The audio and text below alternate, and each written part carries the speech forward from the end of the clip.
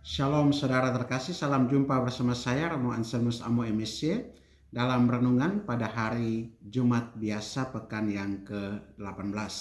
Semoga Anda dalam keadaan sehat dan sukacita selalu.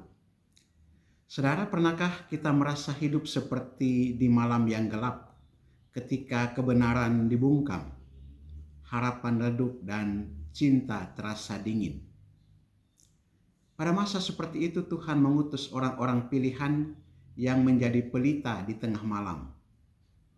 Salah satunya adalah Santo Dominikus yang kita peringati pada hari ini.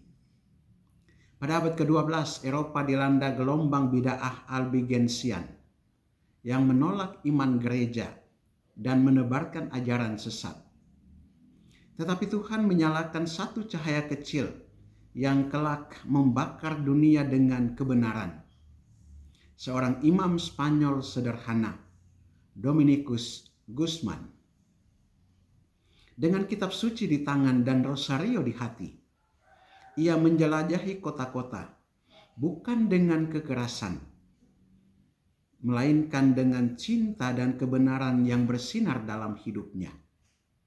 Ia meyakini kebenaran bukan untuk dipaksakan, tetapi untuk ditawarkan. Bacaan Injil hari ini dari Matius pasal 16 ayat 24-28 memberi inti pewartaan Dominikus. Setiap orang yang mau mengikuti aku, ia harus menyangkal dirinya, memikul salibnya, dan mengikuti aku. Bagi Santo Dominikus, salib itu bukan sekedar penderitaan fisik, tetapi perjuangan batin untuk tetap setia pada kebenaran Kristus ketika dunia lebih menyukai kebohongan yang nyaman. Saudara,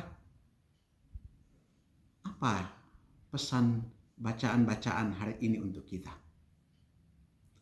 Yang pertama, menjadi pewarta dengan kasih dan kebenaran.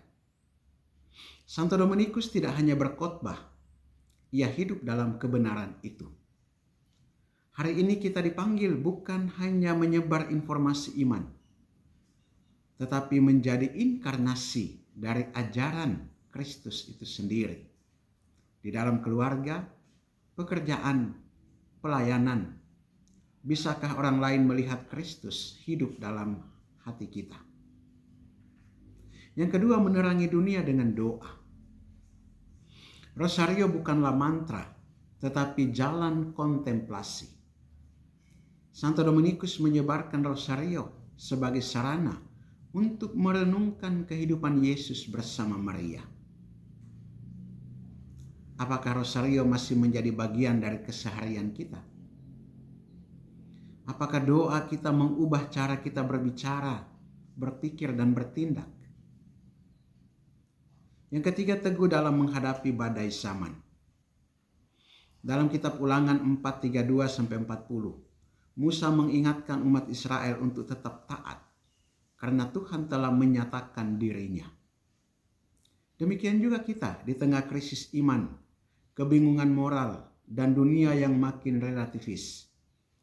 Apakah kita tetap berdiri pada batu karang iman gereja? Saudara-saudari terkasih, Santo Dominikus tidak membangun katedral, tidak menulis buku teologi besar, tetapi ia menyalakan obor yang tak padam. Terang iman yang menyala dalam hati yang berdoa, berpikir jernih, dan hidup suci. Hari ini Tuhan memanggil kita untuk menjadi obor-obor kecil itu di dunia kita masing-masing. Mari dengan rosario di tangan dan salib di bahu, kita ikuti Kristus seperti Santo Dominikus. Karena seperti kata Yesus, barang siapa kehilangan nyawa karena aku, ia akan memperolehnya. Amin. Berkat Allah yang Maha Kuasa turun dan tinggal atasmu, dalam Bapa dan Putra dan Roh Kudus. Amin.